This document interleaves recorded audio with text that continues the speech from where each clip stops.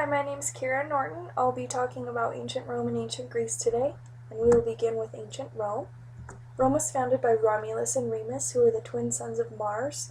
They were left to drown in a basket by a river left by a king, and they were rescued by a she-wolf. The twins lived to defeat that king and founded their own city on the river's banks. After killing his brother, Romulus became the first king of Rome. And to begin with, the early republic, the power of the monarch passed to annually elected magistrates called consuls. These magistrates were drawn largely from the Senate, which were dominated by patricians or the descendants of the original senators. The republic was marked by the long struggle between patricians and plebeians, who were the common people, but they eventually attained some political power throughout the years of concessions from patricians. In 450 BC, the first Roman law code was inscribed on 12 bronze tablets known as the 12 Tables. They included laws such as the issues of legal procedure, civil rights, and property rights, and they eventually provided the basis for all future Roman civil law. And we'll start talking about military expansion. So the Roman state grew exponentially in both size and power. Though the Gauls sacked and burned Rome in 390 BC, the Romans rebounded under the leadership of Camillus, who eventually gained control of the entire Italian peninsula by 264 BC. Rome then fought a series of wars known as the Punic Wars with Carthage, which was a powerful city-state in northern Africa. The first two Punic Wars ended with Rome in full control of Sicily, and in the Third Punic War, the Romans captured and destroyed the city of Carthage and sold its surviving inhabitants into slavery.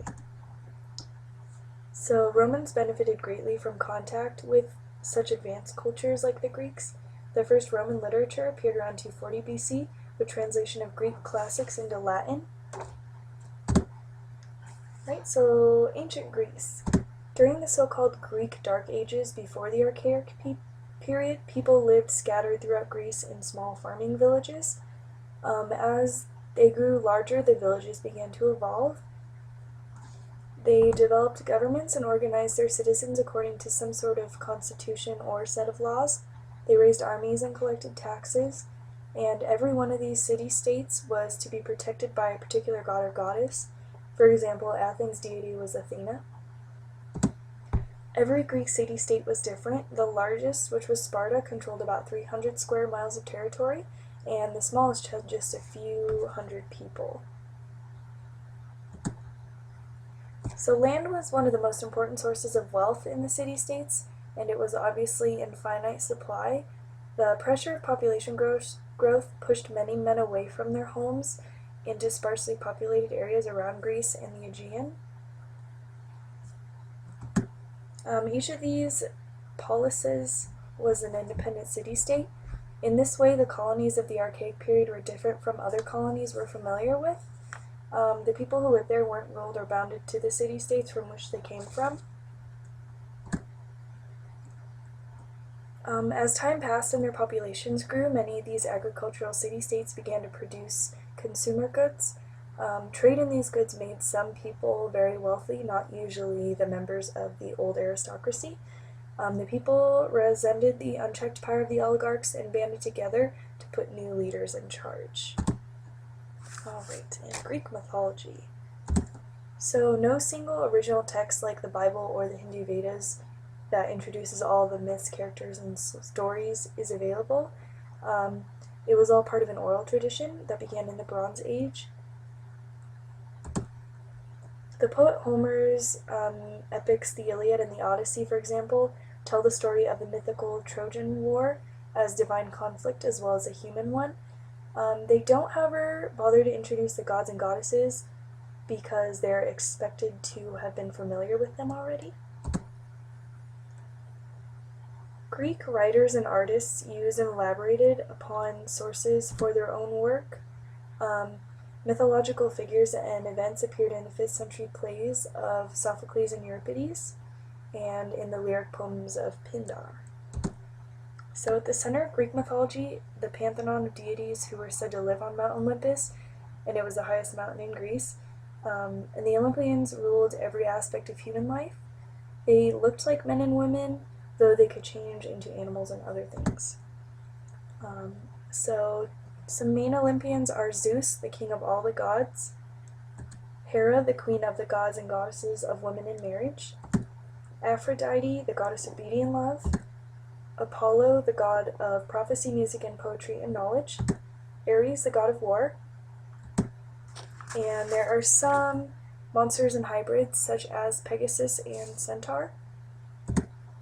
And we'll jump into some Roman mythology.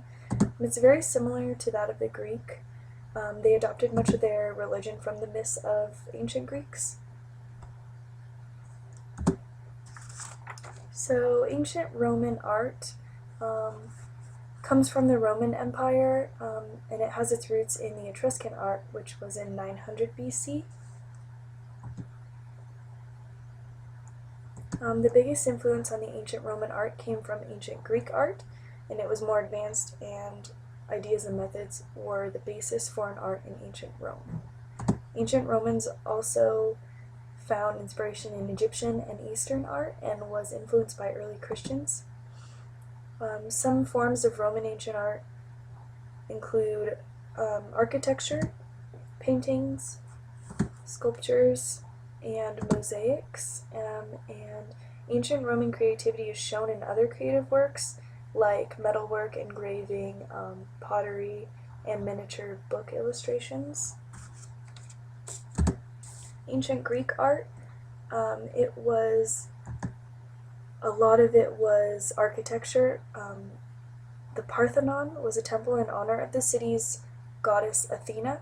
The architects and the sculptor began work on the temple in the middle of the 5th century BC. The Parthenon was built atop the Acropolis, which was a natural pedestal made of rock. Inside the Parthenon, there's a statue of Athena. So with the temple architecture, it is a rectangular stone platform. It has front and back porches and rows of columns. So the temples of classical Greek art all share the same general form. They all have rows of columns and a triangular roof, and at the end of the roof was a triangular space known as the pediment, into which the sculptors squeezed elaborate scenes. The architects of classical Greece came up with many sophisticated techniques to make their buildings look perfectly even. Not many classical statues or sculptures survive today, unfortunately, from ancient Greek art. We do know that sculptors in the 5th century and in the 4th century had to figure out how to apply the rules of anatomy and perspective to the human form. Here are some examples of pottery in classical Greek era. It was perhaps the most utilitarian of the era's art forms. They offered small terracotta figurines as gifts to gods and goddesses and buried them with the dead and gave them to their children as toys. I hoped you enjoyed my presentation on ancient Greece and ancient Rome. Thank you.